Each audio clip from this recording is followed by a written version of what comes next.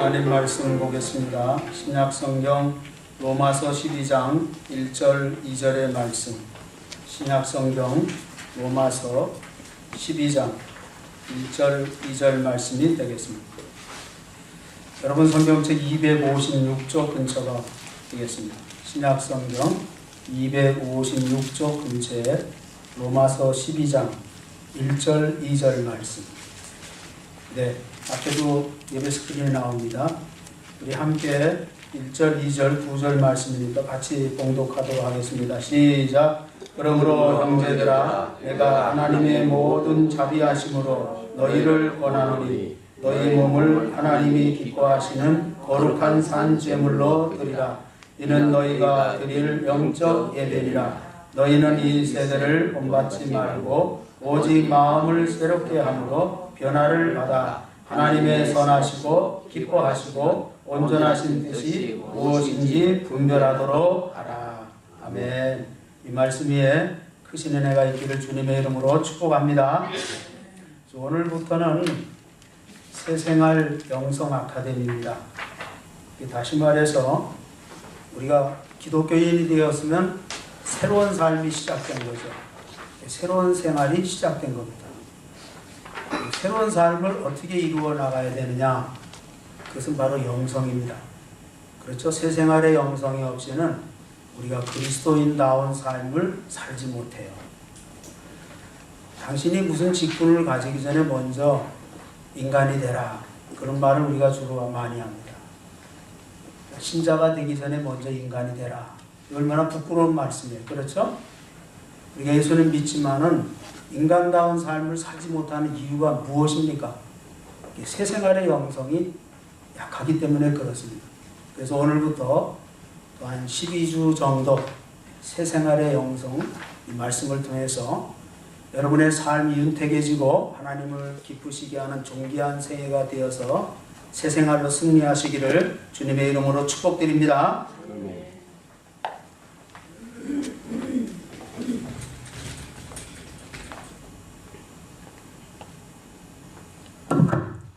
자, 오늘은 새생활의 영성 첫 번째 시간 바른 예배입니다. 한번 따라서 합시다. 바른 예배. 바른 예배. 우리가 신앙생활 하면서요, 예배의 삶이 얼마나 중요한지 모릅니다. 오늘 본문 말씀에도 그렇게 말씀했죠. 너희 몸을 하나님이 기뻐하시는 거룩한 산제물로 드리라 그랬어요. 우리의 몸을 거룩한 산제물로 드리라고 했어요. 우리가 영만 예배 드리는 게 아니에요. 영만 예배 드리는 게 아니고 몸과 영이 함께 드리는 예배예요. 거룩한 산제물로 하나님 앞에 드리라 그랬어요. 이것이 바로 너희가 드릴 영적 예배니라 그랬어요. 영적 예배라 그랬어요. 예배의 삶이 얼마나 중요한지 몰라요. 신앙생활에 예배의 삶이 삐뚤어지면 모든 신앙의 삶이 삐뚤어지기 시작해요. 그러나 예배의 삶이 바로 확립되면 모든 신앙생활을 올바른 길로 가게 되어 있어요. 여러분의 삶 속에 바른 예배의 삶이 회복되기를 주님의 이름으로 축복합니다. 아멘. 여러분, 예배는 사람의 본분이면서 우리의 존재 목적을 그대로 실천하는 겁니다. 사람이면서 하나님 앞에 창조주 되신 하나님께 예배하지 않는다면 그는 사람이기를 포기한 인생이나 다를 바가 없는 겁니다. 인간이 존재하는 목적이 뭡니까? 예배하기 위해서 존재하는 겁니다. 할렐루야. 아멘. 여러분, 하나님을 예배하기 위해서 산다는 사실 이제는 잊지 마시기 바랍니다. 이제 그리스도인이 되었고 구원받은 자가 되었으면 예배하기 위해서 사는 삶을 살아가는 데 있는 것입니다. 성경은 인간을 창조하시고 구속하신 목적을 오직 하나님의 영광을 위하여, 한번 따라서 합시다. 하나님의 영광. 하나님의 영광. 하나님께서 인간을 지으신 목적, 그 인간이 사는 목적은 오직 하나님의 영광을 위해서 사는 겁니다. 여러분, 이사야 43장 7절 21절 말씀을 참고하면 내가 나를 위하여 나의 찬송을 부르게 하려 함이라 그렇게 말씀합니다. 하나님께서 우리를 지으신 목적은 하나님을 찬양하고 하나님을 영화롭게 하기 위해서 인간을 지으셨다는 말씀입니다. 이것이 바로 인간 존재의 목적인 것입니다. 또 이사야서 63장 3절에 하나님의 영광을 나타낼 자다 그렇게 말씀합니다. 여러분이 어떻게 하면 하나님 영광을 드러낼 수가 있겠습니까? 바른 예배를 드리면 여러분의 삶을 통해서 하나님의 영광이 드러나기 시작하는 것입니다. 바로 예배의 삶을 바로 살아야 하나님께 영광을 돌릴 수가 있다. 할렐루야. 그러므로 창조주와 구속주에게 영광을 돌리는 일이 바로 그분을 경외하고 경배하며 찬송하는 일이 되는 것입니다. 그래서 우리가 예배한다고 할 때 굉장히 중요한 말이 나오죠. 따라합시다. 경외하라, 경외하라, 경배하라, 경배하라, 그리고 찬송하라. 찬송하라. 이렇게 얘기하죠. 경외하라, 경배하라, 찬송하라. 우리가 예배한다고 할 때 이 모든 것이 다 포함되어 있는 겁니다. 하나님 영광을 올려드리기 위해서, 영광을 드러내기 위해서는 바로 예배를 통해서만이 우리가 하나님께 영광을 올려드릴 수 있다. 그래서 신앙생활에 예배가 바로 서야 됩니다. 그래서 바른 예배입니다. 이 지구상에 많은 예배가 있지만 바르지 못한 예배들도 많이 있음을 볼 수가 있습니다. 우리는 성경에서 가르쳐 주신 성경적인 예배, 하나님이 계시해 주신 하나님 계시의 예배 위에 바로 서야 할 줄로 믿습니다. 자, 그럼 예배란 무엇인가? 예배의 정의가 필요합니다. 예배의 정의. 그럼 예배를 바로 이해해야 되죠? 예배의 정의입니다. 예배 의미도 모르고 우리가 예배한다고 한다면 어떻게 그 예배가 예배라고 할 수가 있겠어요? 예배의 정의를 바로 내려야 됩니다. 이 예배라는 말을 영어로 워십이라고 하죠. 이 용어는요, 앵글로 섹스너인 로스십을 줄임말입니다. 그러니까 그것을 좀 언어를 분석해 보면 가치를 어떠한 대상에게 돌린다 그런 뜻입니다. 그러니까 가치 플러스 돌린다 그런 뜻입니다.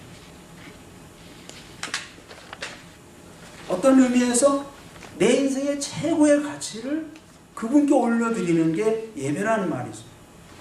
그러니까 예배는 최상의 존재에게 표하는 가장 큰 경의의 아름다운 모습이라고 할 수가 있겠습니다.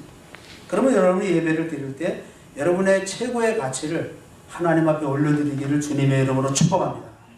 이제 형식적으로 찬양하고 그저 습관대로 기도하고 설교 듣고 그것으로 우리는 예배 다 했다 그렇게 생각하잖아요.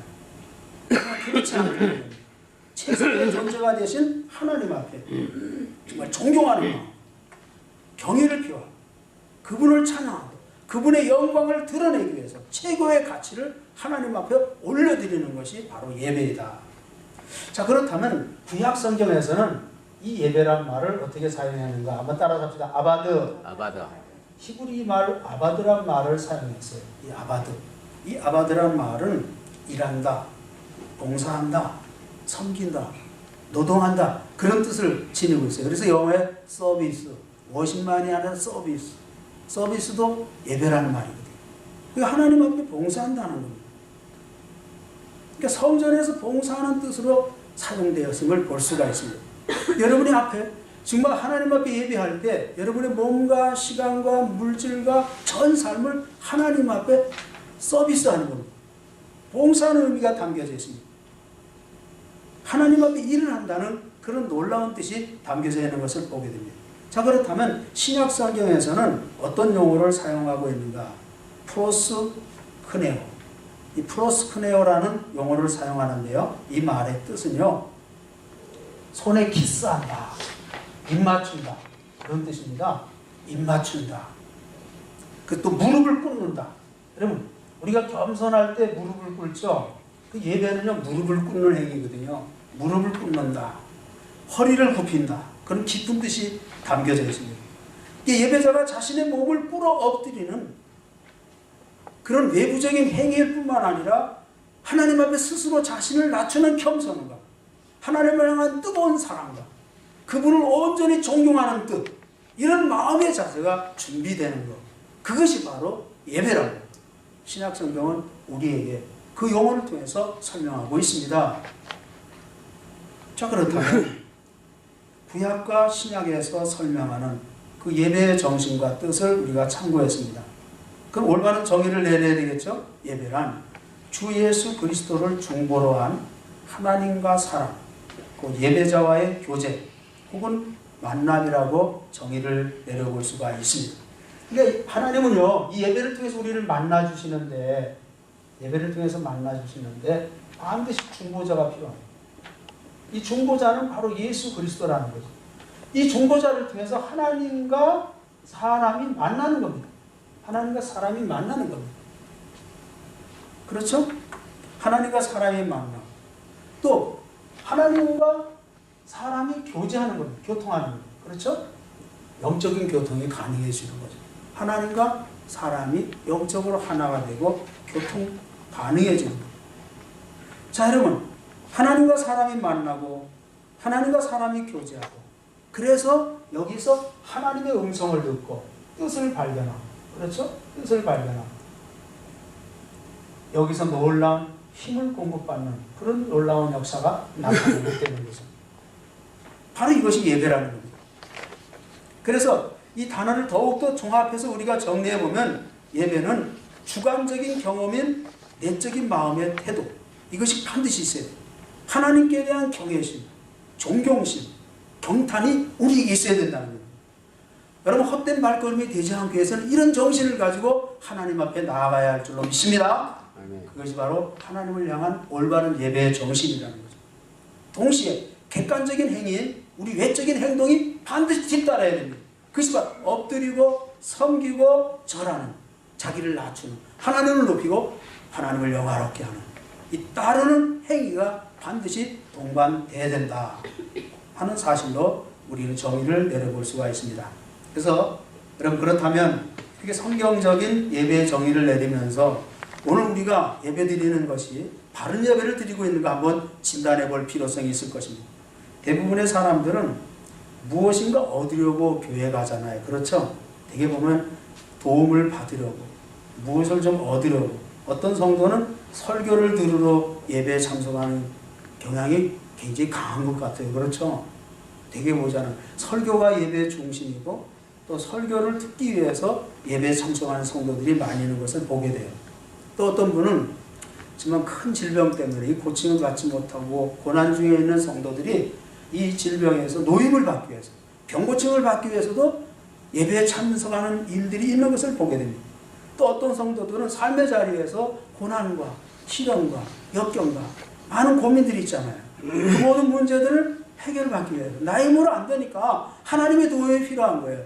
그래서 하나님 앞에 나아가 예배 드리는 거 아니겠습니까? 이런 등등 목적을 가지고 예배에 참석하는 것을 보게 됩니다. 그런데 여러분, 이것은 참된 예배 정신이 아니라는 겁니다.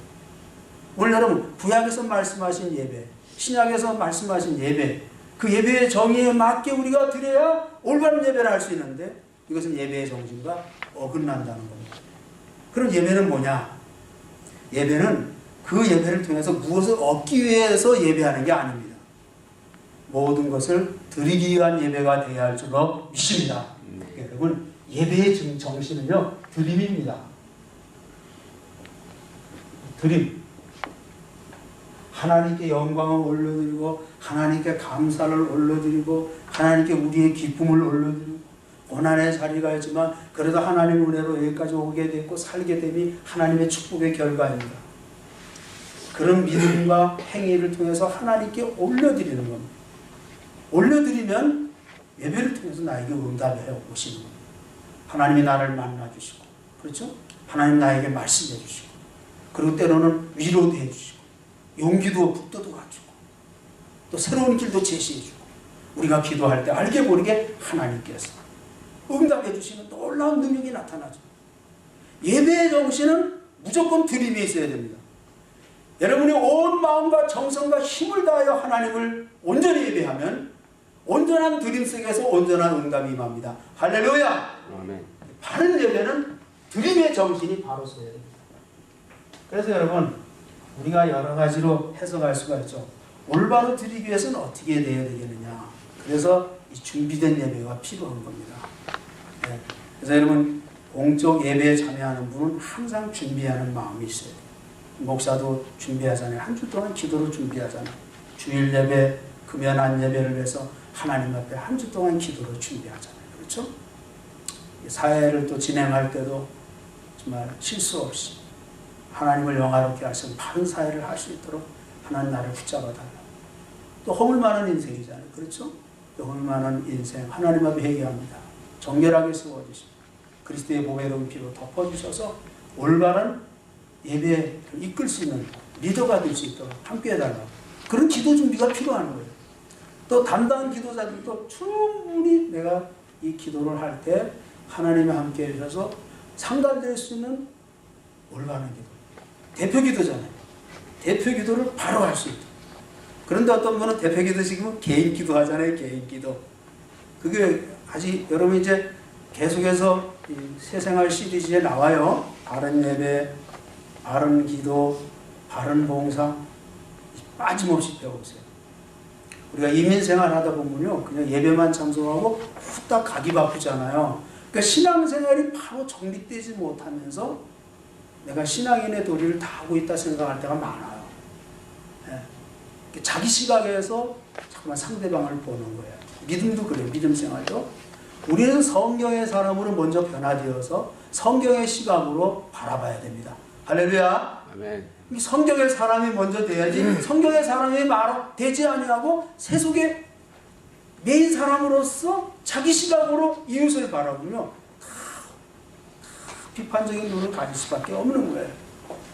우린 성경의 사람으로 먼저 변화되어야 할 줄로 믿습니다. 자, 그래서 바른 예배 정신을 회복하는 것. 자, 그렇다면 우리가 한번 예배의 의미를 더욱더 구체적으로 생각해 봅시다. 에덴 동산에서는요, 하나님과 인간과의 교제와 만남이 자유로웠어요. 그런데 여러분, 인간이 타락함으로 말미암아 하나님의 낯을 피하는 존재가 됐죠. 그래서 하나님을 두려워하는 존재가 됩니다. 그러므로 자기 스스로 가리우잖아요. 가리우고 숨잖아요. 이것은 무엇을 의미합니까? 관계 단절입니다. 관계 단절. 타락이라는 건요, 타락이라는 것은 단절을 의미합니다. 여러분 자꾸만요, 이웃과 더불어 자꾸 단절하려고 하지 마세요. 선을 그지 마세요. 그 굉장히 무서운 죄를 하나님 앞에 범하는 거예요. 난 저 사람하고 상대 안 하겠다. 저 사람하고는 난 멀리할 수밖에 없다. 참 선을 그으면 안 돼요. 이 단절하는 것처럼 저주가 없는 거예요. 진짜 스스로 자기를 감금시키는 거예요. 인간과 인간과의 관계에서도요, 이 관계라는 게 얼마나 소중한지 몰라요. 그래서 빨리 풀수록 유익이 되는 거예요. 하나님과 우리의 관계가 단절됐다고 생각해요. 이게 절망이에요. 그래서 계속 고난이 쉬지 않잖아요. 우리가 이 땅을 떠날 때까지 고난 속에 살아야 되잖아요. 이 고난은요, 하나님과의 단절의 결과예요. 그러니까 에덴 동산에서 올바른 예배가 이루어진 거예요. 하나님과 인간과의 관계가 문제가 없었어요. 죄라는 놈이 들어와서 그 죄로 말미암아 타락함으로 말미암아 하나님과의 관계가 단절된 거예요. 이처럼 교제의 단절을 가져온 인간을 위해서 하나님께서 만드신 제도가 있어요. 그게 바로 예배인데요. 예배를 통해서 이것이 회복되게 하십니다. 이 단절을 회복되게 하시는데 바로 구약 성경에 성막, 성막. 하나님께서 성막을 계시했잖아요. 성막에서 너희들을 만나겠다 하잖아요. 물론 어디서든지 만날 수가 있죠. 그러나 하나님께서는 성막에서 인간과 만날 수 있는 기회를 제공해 주었어요. 그래서 가시적으로 제사를 통하여 만나주시는 제사 사건으로 표현하기 시작하죠. 그래서 여기서 제사가 생긴 겁니다. 그래서 예배, 제사라고도 하죠. 그렇죠? 제사란 말로 우리가 표현하는 것을 보게 됩니다. 그 예배는 타락한 인간을 만나주시는 인간을 위한 하나님의 선물이에요. 얼마나 놀라운지 몰라요. 이 단절됐던 하나님과 인간과의 관계를 다시 만날 수 있는 기회를 주시는 거 아니겠습니까? 그러니까 이건 최고의 선물이에요. 최고의 선물. 여러분, 이것을 생각해 보면요, 예배가 무엇이라는 사실을 알게 되는 그 순간 감격하지 않을 수가 없어요. 단절되었던 인생이 이 성막을 통해서 예배를 통해 성막 안에서 예배를 통해서 하나님과 회복되는 은총을 체험합니다. 할렐루야! 이게 바로 예배예요. 이 예배가 얼마나 소중한지 모릅니다. 그래서 구약에서 제사는요, 하나님이 인간을 만나기 위한 제도입니다. 그래서 희생 제사를 가르쳐 주신 거 아닙니까? 그래서 제사법이 내리잖아요. 그게 레위기서 제사법. 네? 제사법을 계시해 주었어요. 여러 가지 제사가 계시된 것을 볼 수가 있잖아요. 이와 같은 죄를 범했을 때 이런 제사를 드리고, 저와 같은 어떤 일이 있을 경우는 이런 제사를 드리고 하고, 이 제사를 계시해 주었습니다. 제사법을 허락해 주셨던 것을 볼 수가 있습니다.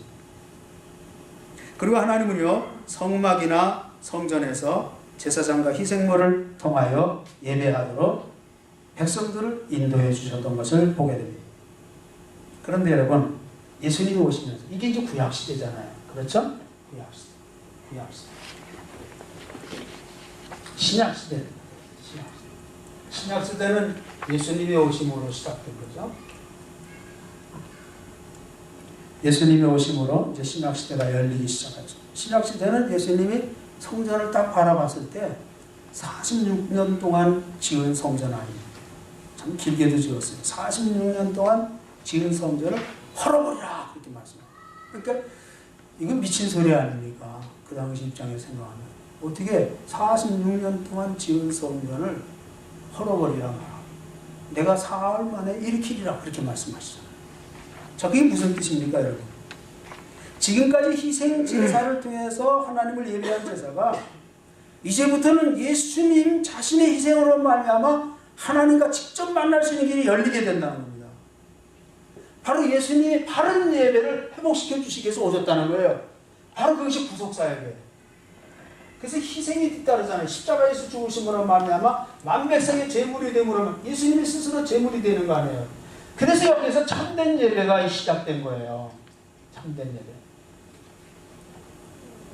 그러니까 구약 예배는 온전한 예배가 아니었잖아요. 날마다 드려야 되고 죄를 질 때마다 죄의 제물을 하나님 앞에 바쳐야 했잖아요. 또 죄를 보면 또 죄를 위해서 그 죄가 용서받기 위해서 제물을 바쳐야 했어요. 지금 예배는 그런 예배가 아니에요. 이미 예수님께서 단번에 우리의 죄를 다 속량하셨어요. 할렐루야! 아멘. 이것을 의지해서 주님 앞에 나가는 거예요. 그러니까 감사와 찬양, 영광이 첫째가 되는 거예요. 그 드리기 위한 예배가 되는 거예요. 예배의 정신을 우리가 바로 이해해야 됩니다. 자, 뒷면을 넘어가겠습니다. 그래서 기독교 예배는 하나님과 그의 백성과 만남이며 대화인 거죠.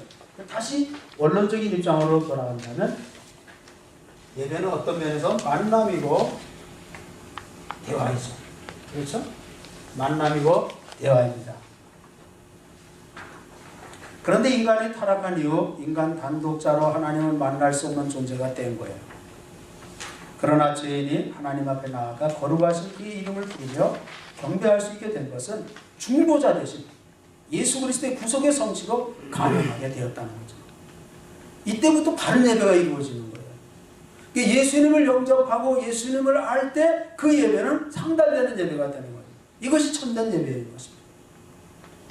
그럼 우리 예배는 그리스도의 구속의 십자가 사건이 현재 재현되는 종말적인 사건으로서 이해해야 할 것입니다. 이 지상 예배는 그럼 언제까지 지속되어야 하는가? 주님이 오시는 그날까지 우리는 예배해야 할 줄로 믿습니다. 네. 자, 그럼 신학적으로 한번 예배를 정의를 내려봅시다. 자, 조금 지워보는 게 좋겠죠? 네. 신학적으로 좀 정리하겠습니다. 두 칸만 지워보겠습니다. 오늘 마이크가 잘 나갔다.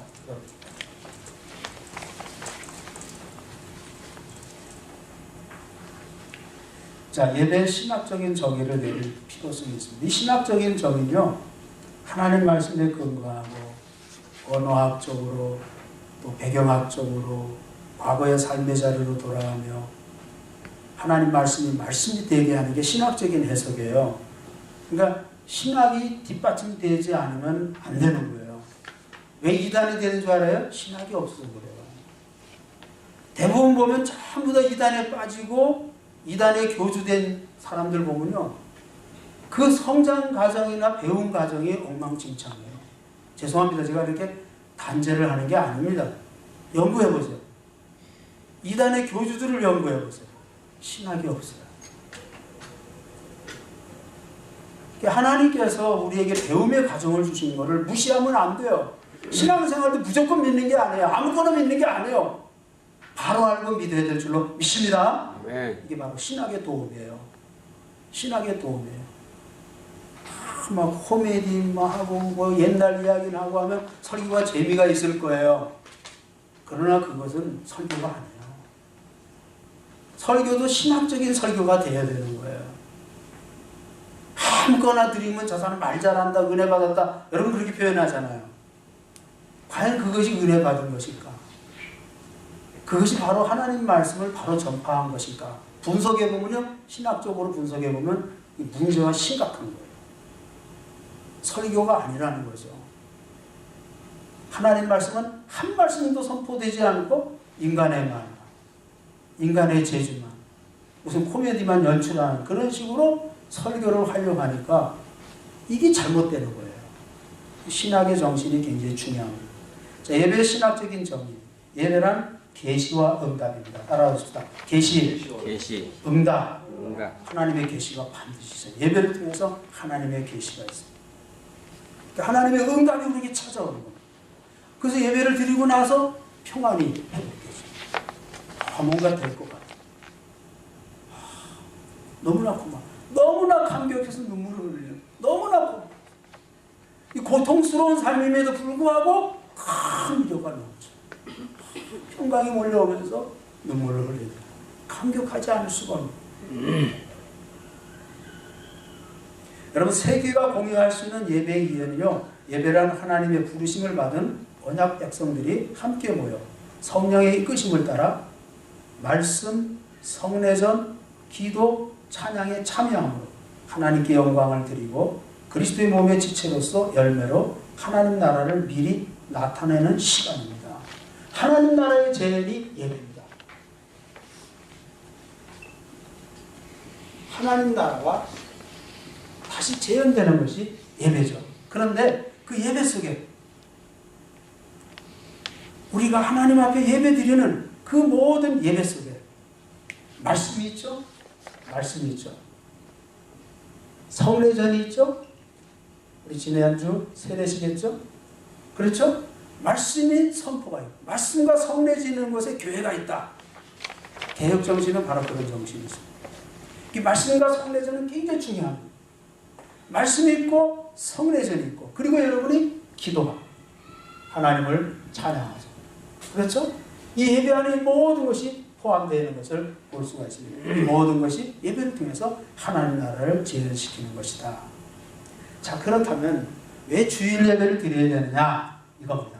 자, 우리는 이제 중동 지역이기 때문에 금요 예배를 주일 예배란 말은 안 하죠. 금요 대예배 이렇게 얘기하죠. 그렇죠? 그래서 주일이니까 우리는 또 주일 예배를 별도로 드려요. 여기 다른 교회는 뭐 토요일도 드리고 뭐 그러잖아요. 우리는 장소에 축복이 있어서 주일 예배도 드릴 수 있고 금요 예배도 드릴 수도 얼마나 고마운지 몰라요. 지금 우리 입장에서는 예배할 수 있다는 게 중동 지역에서 예배할 수 있다는 게 이슬람권에서 주일을 성수할 수 있다는 게 축복 중에 축복입니다. 할렐루야. 자, 그렇다면 주일 예배를 왜 지켜야 되느냐? 이게 여러분 주일 예배라고 하면 주일도 주일이고 금요일도 금요일 다 포함되는 예배예요. 뭐 둘 중에 하루만 예배해도 되겠죠. 그렇죠? 상관없이 믿음의 분수에 따라 생활의 분수에 따라 할 수 있어요. 오늘 직장생활 하신 분들은 오늘 이 자리에 못 나오잖아요. 그렇죠? 그러니까 형편에 따라 믿음의 형편에 따라 생활의 형편에 따라 우리 하나님을 예배할 수 있죠. 그러나 특별히 성경에서 말하는 주일 신앙, 주일 예배 신앙, 주일 성수 이건 무엇을 의미하냐는 거예요. 주일 여러분 얼마든지 집에서도 예배할 수 있죠. 인터넷 틀어놓고 예배도 돼요. 요즘은요. 그렇죠. 예배 드릴 수 없는 상황 또 예배 드릴 수 있는 교회도 없다. 그럴 때는 어떻게 하겠어요? 집에서라도 예배 드려야 될 거 아닙니까? 그러나 주위에 교회가 있음에도 불구하고 예배하지 않는다는 것은 그건 합당한 신앙인의 자세가 아니라는 거예요. 그래서 주일 예배라는 가치가 뭐냐는 거예요. 이걸 바로 깨달아야 돼요. 삶의 예배와 주일 예배를 구별할 줄 알아야 됩니다. 자, 삶의 예배와 주일 예배로서의 가치가 따로 있는데 예배의 날로서 주일 예배가 가치가 있는 거예요. 이 날은요, 예배의 날입니다.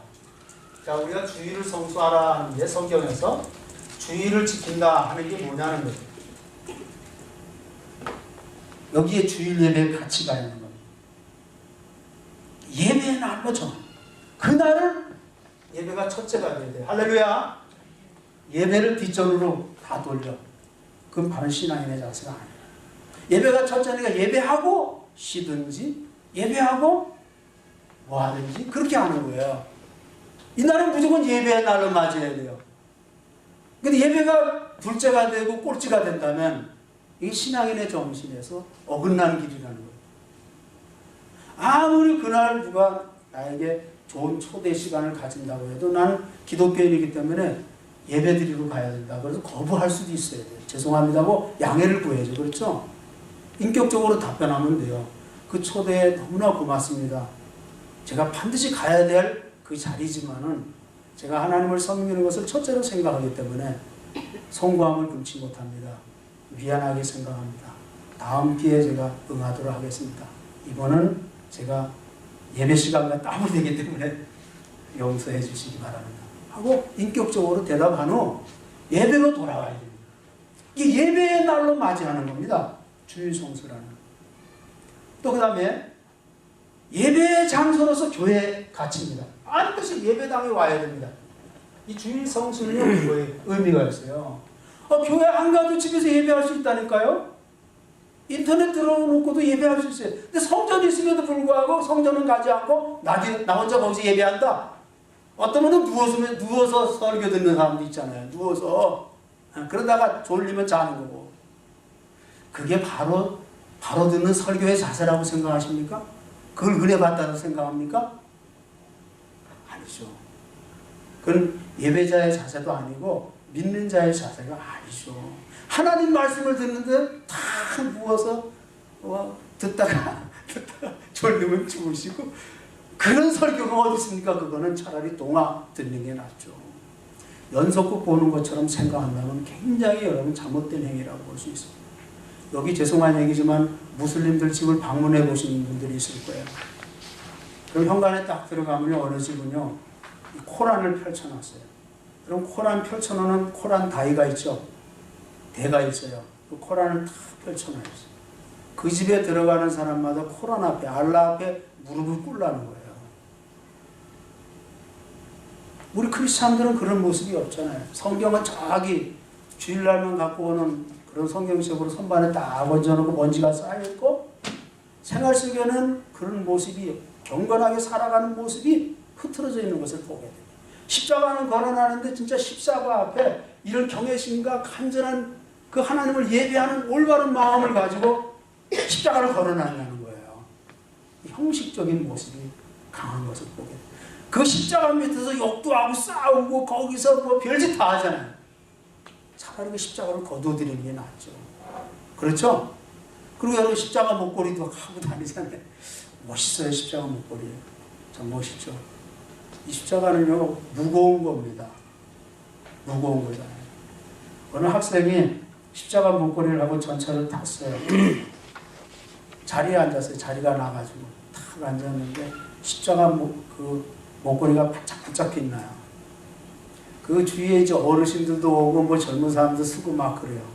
어르신들이 참 피곤해가지고 그냥 서 있는데도 이 학생은 그냥 멀어놓은 척 핸드폰만 가지고서 해요.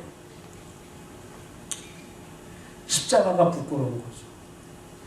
다 피곤한 줄 알죠. 공부하는 학생이니까 피곤하고 나름대로 쉬어야 될 거 분명하죠. 자리에 앉아서 가면 더 좋죠.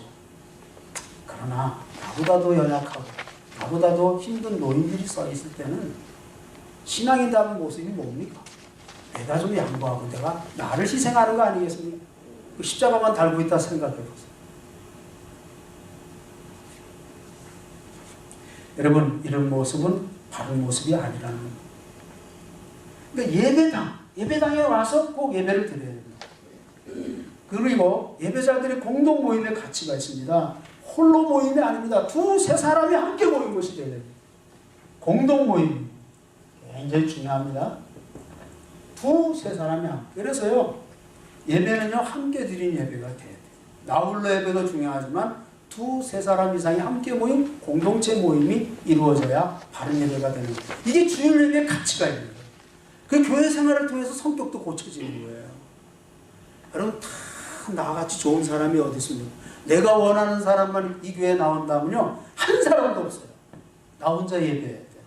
나 혼자 교회를 세워야 돼요. 다 성격 다르고요. 인격 차이 있고요. 배움의 차이도 있고요. 배경 차이도 있고요. 습관도 차이가 있어요. 이게 용납할 수 있어요. 참아줘야 돼요. 저 사람이 성격이 특이하면 그걸 인내하면서 참아줘요. 그리고 그분을 인격적으로 받아줄 줄 알아요. 아 그래요 맞아요. 아 그렇구만요. 이 좋은 의미로 자꾸만 받아줘요. 근데 그것은 막 단죄하고 말입니다. 그 선을 긋고 그건 공동체 생활이 아니라는 거예요. 하나님 왜 교회로 여러분을 불러주신 줄 알아요? 여러분을 훈련시키기 위해서 그러는 거예요. 바로 세우기 위해서 그러는 거예요. 바른 인격자가 되고 바른 신앙으로 세우기 위해서 훈련시키는 거예요. 그러니까 여러분 성장은 했지만 성숙이 없으면 부끄러워지는 거예요. 믿는 연수 자랑하지 마세요. 그렇게 예수 믿은 만큼 예수의 사람이 돼야 됩니다. 할렐루야. 네. 그게 성숙이에요. 성숙. 예배도 성숙입니다. 주일 예배 가치가 바로 거기에 있습니다. 또 여러분 예배 신학적인 것은 보편적 교회입니다. 우주적 교회. 이렇게 해서 많이 배운 이야기죠. 그렇죠? 보편적 교회. 세계적 교회라. 모든 교회는 하나입니다. 예수님을 통해서 하나가 되는 거예요. 아랍인이나 저 영국인이나 미국인이나 한국 사람이나 다 그리스도 안에서는 하나의 공동체, 하나의 교회. 여러분 이 예배당에서 얼마나 많은 공동체가 모여서 예배를 드립니다. 그분들 다 천국 가면요 다 만날 수 있는 사람. 그렇죠. 다 만날 수 있는 사람. 좀 예배 드린 후에 이렇게 정리 좀 해두고 가면 어때요? 그냥 예배만 드리고 그냥 엉망진창으로 해요. 새벽에 제가 여기 기도실도 와보면요. 그 앞에 팀들이 기도실 이용하고 갔잖아요. 아, 말도 못해요. 새벽에 와서 다시 정리 다 해야 되잖아요. 의자도 정상으로 돌려놔야 되고 깨끗한 환경을 만들어 놓고 예배드려요. 예배 드리는 사람들이 어떻게 다음 예배팀을 생각해 주지 않고 그런 식으로 하면 되겠어요? 우리도 마찬가지예요. 우리 예배 드리는 후에요. 반드시 뒷정리를 깨끗하게 해주시기 바랍니다. 다음 팀이 또 그 자리에 예배 드리거든요. 그분들이 얼마나 불편하겠어요? 자기들만 예배하면 된다. 그건 바른 예배가 아니에요. 우리 다 천국 가면 하나의 공동체인데 다 구원의 공동체고 하나님 백성들의 모습인데 우리가 소홀히 하면 되겠어요? 이 성전 예배당 수십억 가지고 졌는데 이 성전을 소중하게 생각해야죠. 이 이슬람권에서 이런 성전 가졌다는 건 축복 중에 축복인데 이건 예수님의 몸이에요. 여러분 이거 굉장히 소중하게 생각해야 돼요. 여기 말도 하나하나도 소중하게 생각해야 돼요. 이거 다 성도들이 헌금으로 구입한 거예요. 그렇지 않습니까? 그래서 성물이라고 그러잖아요. 성물. 이렇게 다 성물이. 이거 개인적으로 가져가면 안 돼요. 보관은 집에다 할 수 있지만은 이거 여러분이 소유가 되면 안 되는 거예요. 이건 하나님 앞에 허락받을 때 가져갈 수 있는 거예요. 그래서 교회 공동체의 결의가 필요한 거예요. 폐품으로 정리했다. 이건 못 쓴다. 그때는 아무든지 갖고 갈 수가 있지만은 이건 하나님의 소유예요. 이것도 강대상도 마찬가지. 내 마음대로 할 수 없는. 근데 여기다 그냥 여기 뒤에 오시면요 우스워요. 여기 뒤에 오시면 나중에 와서 보세요. 앞에 팀들이 완전 엉망으로 해놓고 갔어요. 이 앞에만 깨끗하죠. 이 뒷모습은 그렇다는 거예요. 우리가 그러면 안 된다는 거예요. 우리는 세계적인 교회입니다. 우리는 한 식구가 하나님을 예배하는 겁니다. 여러분 서로 존중하고 서로 사랑하고 우리는 한 가족이라는 믿음을 가지고 주님을 예배하기를 주님의 이름으로 축원합니다. 아멘. 그러므로 주일 예배는요 삶의 예배와 구별됩니다. 그래서 네 가지 꼭 기억하세요. 한번 따라서 합시다. 듣는다. 듣는다. 여러분 주일 예배는요 듣는 예배입니다. 다시 한번 또 정리하겠습니다. 이 들음이 반드시 있어야 돼요. 뭔가 들려줘야 돼요.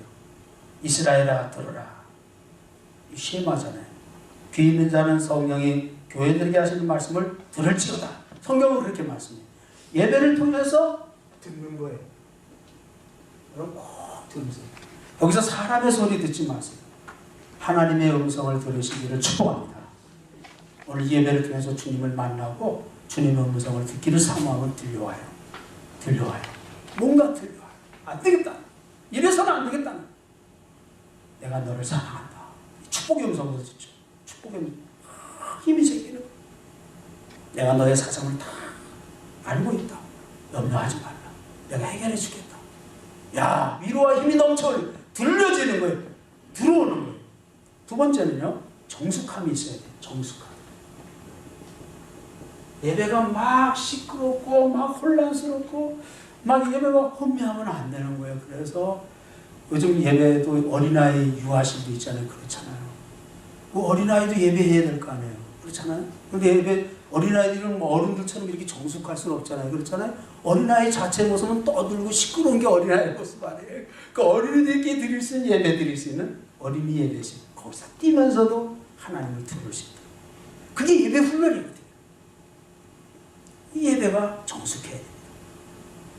주 앞에 한 장소에 모여 잠잠함을 말하죠. 그 성경에 보면요, 오직 여호와는 그 성전에 계시니 온 땅은 그 앞에서 잠잠할지니라. 잠잠해야 돼.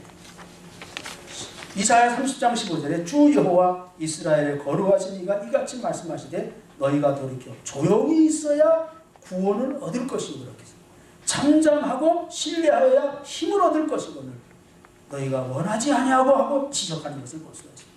이게 하나님 앞에 정숙해요. 정숙해요. 그 다음에요, 계속 강조했지만 따라서 합시다. 응답이 있는 겁니다. 응답이 있습니다. 고린도후서 1장 20절 하나님이 아무리 많은 약속을 하시더라도 그것이 그리스도 안에서 예라는 응답으로 이루어지기 때문에 우리가 그리스도를 통해서 아멘하고 하나님께 영광을 올려드리는 겁니다. 이것은 하나님이 응답한다는 것보다도 여러분이 응답하는 겁니다. 인간이 하나님 앞에 예 하고 아멘하고 반드시 응답해요. 이제 아멘이 굉장히 중요합니다. 여러분, 내가 믿습니다. 그렇게 알고서 따르겠습니다. 할렐루야 하고 자꾸만 아멘함으로 말미암아 믿음이 생기는 거예요. 한 번 시도하는 것보다 10번 시도하는 것이 더 나에게 뜨거움으로 다가오게 되는 거죠. 확신이 생기는 거죠. 반드시 응답이 있어야 된다. 그 다음에요, 기억. 예배는 기억입니다.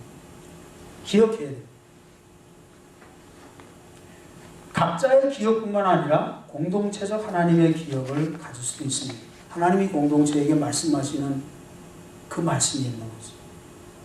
레위기서 26장 42절에 내가 야곱과 맺은 내 언약과 이삭과 맺은 내 언약을 기억하며 그랬죠. 아브라함과 맺은 내 언약을 기억하고 그 땅을 기억하리라. 이처럼 주일 예배는요, 삶의 예배와 차별화되는 겁니다. 이 주일 예배를 소중히 여겨야 됩니다.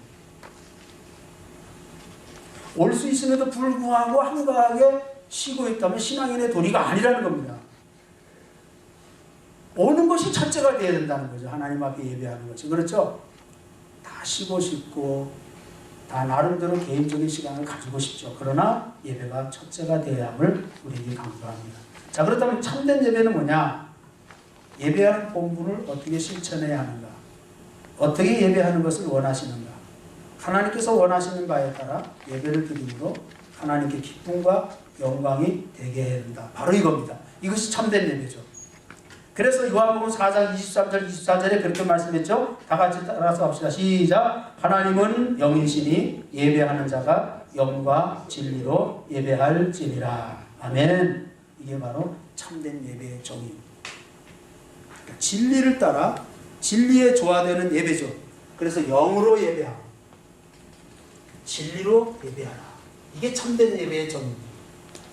성령님의 도우심이 반드시 필요하고요. 진리는 바로 하나님의 말씀, 그리고 예수님이 진리가 되시고, 그리고 하나님 말씀이 진리잖아요. 말씀과 성령은 하나가 됩니다. 그래서 예배를 통해서 이 말씀이 바로 선포되고 성령이 예배를 바로 들을 수 있도록 역사해 주신다는 거죠. 자, 거기 결론으로 기록해 놓은 걸 한번 보시기 바랍니다. 무엇이 예배에서 따라야 할 진리인가? 그것은 성경, 하나님의 계명, 예수님, 성령님은 가장 중요한 성경 진리의 모체입니다. 그러니까 성경 중심, 예배 중심이죠. 예수님 중심으로 예배하는 겁니다. 그래서 하나님께 드린 참된 예배는 이 진리에 합당해야 하는 것입니다. 그러므로 참된 예배는 진리의 성령의 임재가 필수적입니다. 이 예배 속에 성령님이 지금 임재하고 계십니다. 우리의 마음 속에 성령님이 올바른 예배를 도울 수 있도록 도와주시는 거예요. 그래서 예배가 예배되게 하는 것이죠. 찬양이 찬양되게 하고 기도가 기도되게 하고 설교가 설교되게 하고, 그래서 이 예배가 하나님을 영화롭게 하는 예배가 되는 겁니다. 여러분 여기서 예스하고 아멘하고 하나님께 영광 줄 때 하나님이 기뻐하시는 거예요. 근데 마음속으로 아이 웃기네, 잔소리 같다, 자기는 잘 믿으라고 하지, 그런 식으로 마음으로 여러분이 참여해서 그렇게 노한다면은 그 자기는 하나님 앞에 예배가 실패자가 되고 마는 거죠. 그렇죠? 공동체적인 예배가 되어야 된다는 거죠. 성령은 십계명과 성경적 진리에 조화되는 참된 예배로 인도하시는 분이시기 때문인 것입니다.